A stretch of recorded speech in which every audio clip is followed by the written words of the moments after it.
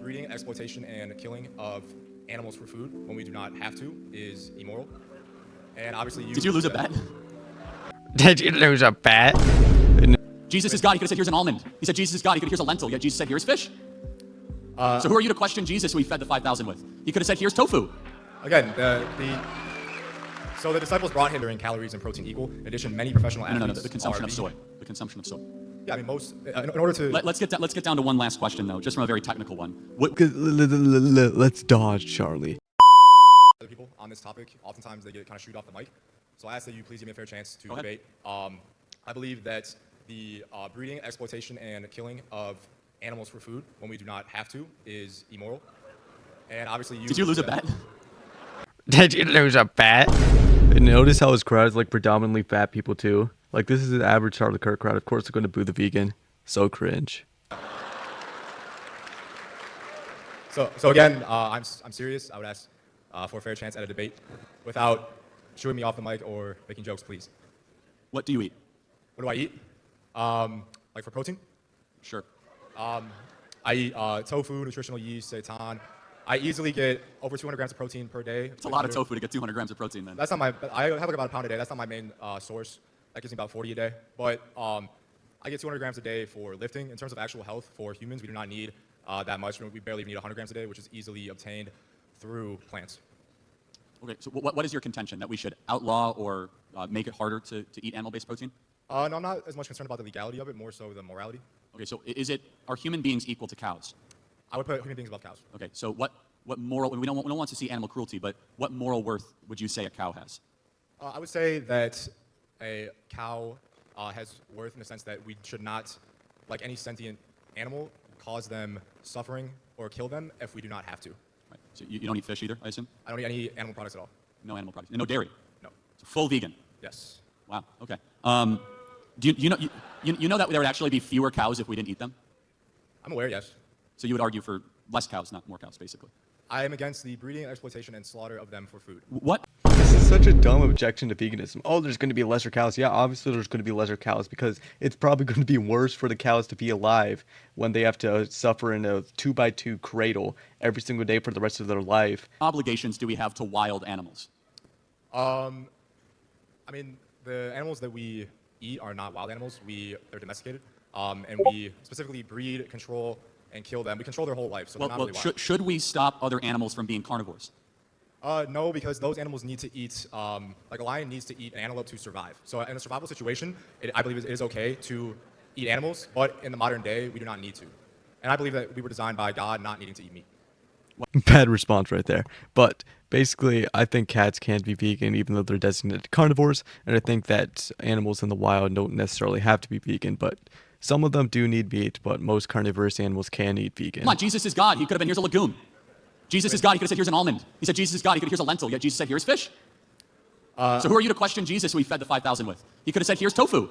Again, so the disciples brought him fish and bread. That was what he multiplied. Yeah, the feeding of the 5,000, right? But I think in this modern day, we do not need to eat meat to be healthy, have good performance, and survive. And therefore, causing immense suffering to these beings that do feel pain and suffering is wrong. So I know this might seem unrelated, but I would hope to say you're also pro-life, right? Yes. Okay, good. So you are consistent. When vegans are not pro-life, that is a... Yeah, I'm overall conservative. I agree with you on pretty much everything besides this one issue. Okay, so he ate him up on the first part, but another part I want to elaborate on is Charlie being like, oh, you have to be pro-life if you're vegan. Like, no, you don't. There's not going to be contradiction because we value sentient life as pro-choicers and vegans. So I don't think that's going to be a contradiction, but this comment pretty much illustrated how Charlie Kirk was a hypocrite in this one. Because if there's going to be a contradiction between being pro-choice and vegan, then it's going to be the case that being pro-life and non-vegan is going to be a contradiction as well. But you would agree, though, animals are not humans. Yes. Okay, but you would say, if I eat a steak, am I doing something immoral? I would say that if you eat a steak knowing that, and you didn't have to, and you chose to pay for an animal. Yes, I plan to do this tonight, so tell me what. So, like I said, I think the breeding, exploitation, and killing of animals for food is immoral, yes. Immoral? Yes. But by what moral standard do you derive that from? Well, are you against animal cruelty? Of course I am. No one wants cruelty. In fact, the Bible's explicitly against animal cruelty. And so all of us should be. The animals actually made an appearance in the Ten Commandments. Animals got a Sabbath. They got a day off. It says, for 6 days you shall work and 1 day you shall rest, including your ox and your animal. So the Bible actually has done more for animal rights than any other ancient scripture that we can ever find. So I'm all there. No one wants animal cruelty. Okay, this is just a lie. Hinduism literally promotes veganism. They promote the suffering and exploitation of cows is going to be morally wrong, so we shouldn't eat any cows. And they've done the same with multiple different other animals. So obviously that's going to be an ancient text that's going to provide more to animal rights than the Bible. I don't see where he's getting that one from.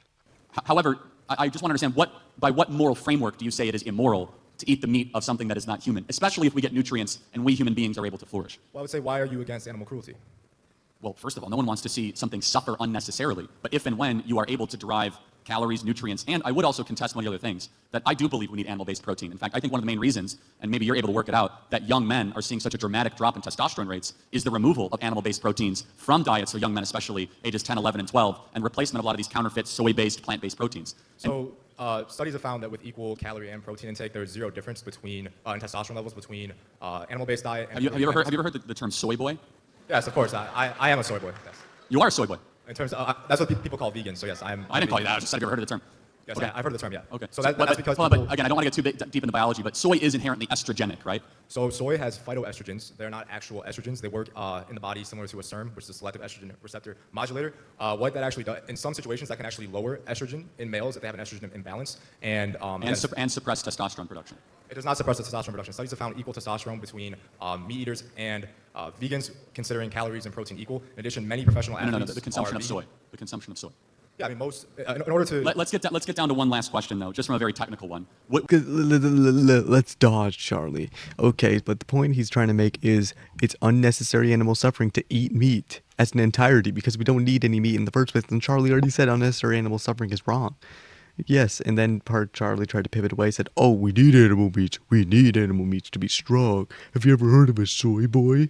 And then he got absolutely owned on phytoestrogens and basic estrogen take. But I want to add on and say, if he's against young men's testosterone rates dropping, then he should be against them eating any dairy products whatsoever because they're full of estrogens. That probably explains why he can't grow a proper beard. That probably explains why he's massive man titties. That probably explains why he's balding already. But that explains so many things about Charlie, and he's not really going to be against the testosterone rates falling. Wouldn't you agree that it is far more expensive to eat vegan than to eat animal-based protein? You have to go no, it's about the same. Like a pound of, like when I before I went vegan, I'd have like 93% ground beef for like lean protein. That'd be like, Aldi, it was like $6. So now I eat seitan, which most people don't know because it's, I just eat meat. But it has, in 400 calories, it has 80 grams of protein, and it's only $5. So I mean, it's not that expensive to eat vegan. So, but let me just ask you one last question on this, because almost everything you consume has to be either manufactured or put together, where actually the way we're arguing to eat is far more of the earth and far more of whole foods. The vegans actually have to go out of their way to try and have different ingredients and compositions and oils that largely are far more human interference into the consumption of the food process, right? Which one is more of the earth, eating vegan or eating, let's just say, more paleo, not necessarily carnivore?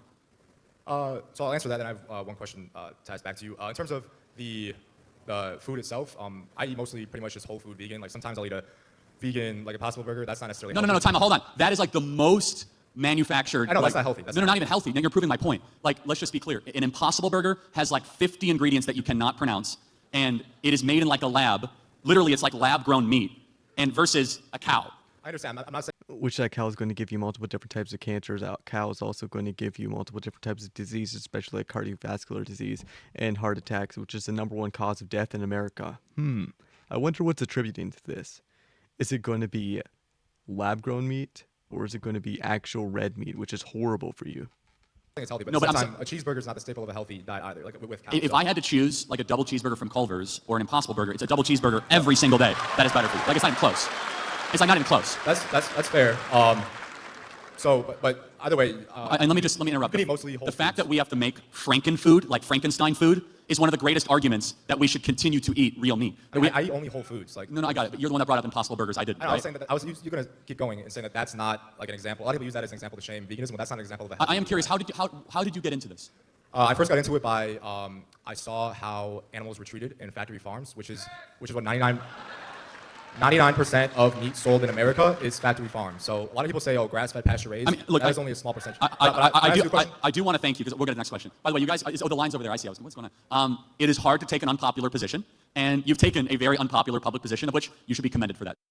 So basically, the entire point of the video was Charlie uploaded it, hoping he would look good in this conversation. Nobody in the comments agreed with him. which is surprising considering most of his fans are like conservative cucks. But he dodged multiple different times throughout the course of the conversation. He got owned on pretty much basic biology, which he claims to be this super good biologist with his two genders bullshit. But Charlie, you're dumb. You should stop opposing veganism and making yourself look bad. If you're gonna private the video and say, "Oh, I love free speech," fuck off. Actually.